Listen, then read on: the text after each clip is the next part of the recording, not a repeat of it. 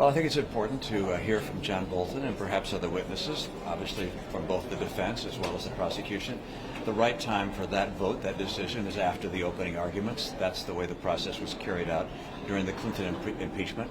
I'm sure there'll be an effort to get a commitment on witnesses today, but the time for that is not today. The time for that is after the opening arguments. The Democrats insist that this should happen in the light of day, not overnight, this key testimony. I don't think it makes a difference what time of the day we're listening to testimony. It's going to be important testimony that we want to hear from.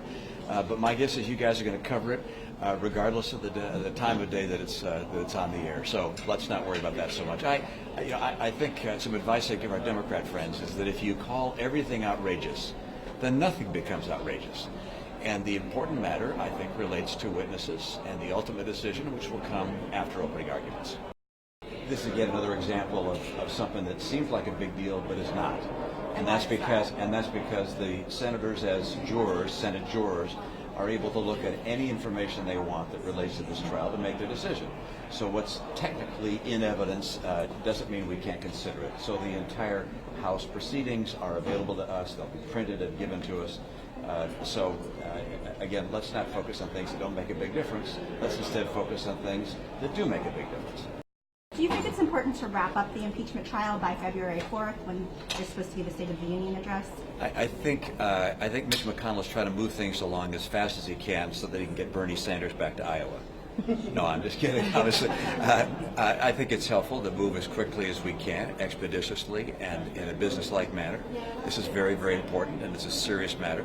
But there's also work that the government needs to do, that the Senate needs to do, and so moving with all due speed is probably a good thing, so long as it doesn't interfere with our ability to get the facts and the evidence that we need to make an impartial judgment. Senator Romney, last one. A lot of Republicans and a lot of Democrats appear to have made their mind up.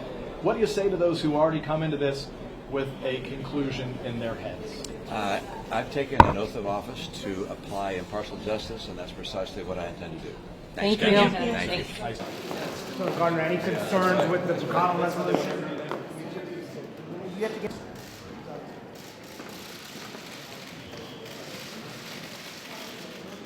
I didn't know that's where everybody was.